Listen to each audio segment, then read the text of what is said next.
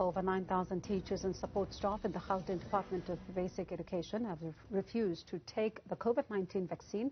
Last week, the department kicked off its mass vaccination drive to inoculate thousands of teachers, school governing bodies, personnel and cleaners to bring some stability to the sector. The spokesperson for Teacher Union Naptosa, Basil Manuel, joins us now to talk more on this. Mr. Manuel, good evening and thank you so much for your time tonight. What reasons are these teachers giving for their refusal? Good evening. It's a pleasure to be with you. At first, people are not necessarily giving individual reasons. However, it's an amalgam of things. First of all, let me say that we are excited by how successful the vaccination program has been to date. But 9,000 plus is a huge number, and considering we haven't yet reached the private schooling sector. So we are worried. And I think it's about a lot of information out there that has scared a lot of people. The hiccup with the J&J vaccine earlier in the month certainly must have made a contribution. And then, of course, we've been flooded by information that is hardly based on any science. And then, of course, there are some religious groups that have been looking at this as being a means of infecting people with a bad sort of something from the devil, I've even heard. And so it's not just one thing. And then, of course, you have those anti-vaxxers that come hell or high water, don't want it. And we as a collective of unions, Naptosa together with other unions, we've done a lot of campaigning around telling people that this is safe and it's effective. And we are going to try our level best in the next week because the vaccination program comes to an end at the end of this week. And we've got to make the difference now. And what impact, because this certainly is going to have some kind of impact, this will have on schooling going forward? It absolutely will. First of all, it impacts on the individuals themselves. We've heard the minister say, and we know, and let's be clear, it must go to the ELRC because it's a matter of mutual interest, that the concession for comorbidity leave will be withdrawn because the employer has given an opportunity for people to become safer, to be vaccinated, etc. You can't turn that down and then expect a concession. But we'll deal with that in the LRC. But of course, for parents, it may be a point of concern that their teachers, their children's teachers have not been vaccinated, and we've been putting this up front as saying this is why we are wanting to make the sector safer. We are worried that if it's a substantial group, the sector won't be as safe as we want it to be. And that is why we continue appealing to the people to look at what the scientists are saying, look at the credible, very, very well-known scientists in South Africa and listen to what they are saying. They've taken the vaccine, we've taken, I've taken, and millions of others have taken. Look at Euro 2020 that is being played now in 2021 and look at the crowds. That can only happen because people have become safer. And this is your new passport. You won't even be able to leave the country without being vaccinated. So we've got to think about not only ourselves, but those people that we have under our charge. And then, of course, we've got to look at the bigger picture. And hence, we've got to get out there and convince more people that this is the right thing to do. It's safe, it's effective, and it's free.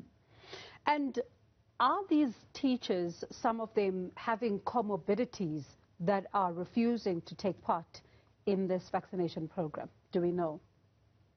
We don't know exact numbers, but yes, there are one or two of them that I have come across myself, and I've had to now have a chat with them and explain to them the problems of having to return to school with the comorbidities, and all along you have been off, and now you have no additional protection. I certainly hope that it remains a very small group, because this is the group, the vulnerable group, the older group, that we first wanted to protect. And of course, teachers have been bumped to the front. We must understand what a great gift that this has been. There are still many people who are in a far worse of situation that could have been ahead of us. But because the sector is so vital, we've been pushed to the front. Let's seize it. We can't let this opportunity pass us by. And what would you say then the department needs to do now, especially to try and ensure that there's enough information at hand and this misinformation is done away with so that those who are reluctant can then, make use of this particular opportunity? We met with the Director General this evening as the teacher unions, and we've asked them to continue, and they have been doing so, but to step up the campaign to convince people that they need to come back. We certainly, as Naptosa and the other teacher unions, SATU and SAOU and NATU and PEO, we are certainly going out there in an all-out campaign. We've got a campaign that has been running for a couple of weeks now. We're going to double over because it is our members, after all said and done. It is our sector, and that is why we've got to get to each and every one. And we are going to try and convince everybody, together with the department's effort, that this is the right thing to do. And we certainly hope that by the end of the week we would have convinced at least another 50 or 60% of that group of doubters. And we are saying to them, please listen to the science. We are not scientists. We haven't determined that this is the best thing, but we've looked at what the scientists have said. And even this evening, they said to us, this is about improving your immune system, improving your own ability to fight against a virus. So it's more than COVID. It's about your ability to fight against a virus that comes in. And that is why we need people to understand that we've all been vaccinated over the years. This can't be the mark of the devil or something crazy like that.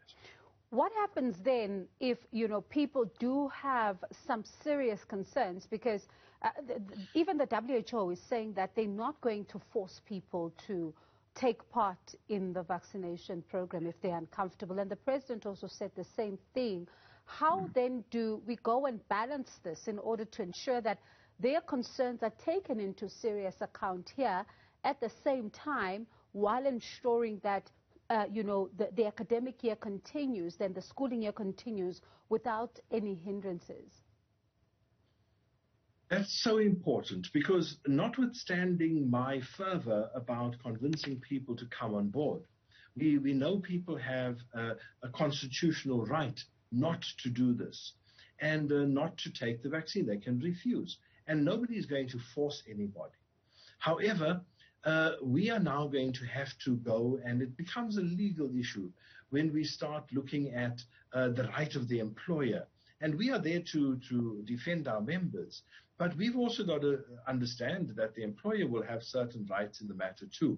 So I think for South African labor as a whole, not only teachers, not only education staff, we are in for a lot of legal battles. We are in for a lot of new law being created by this whole change in how we view the workplace and the safety of the workplace.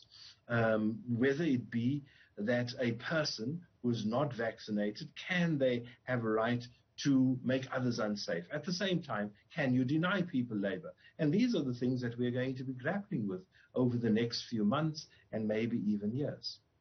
All right. Thank you so much for your time tonight. That was the spokesperson for Teacher Union, Naptosa, Basil Manuel.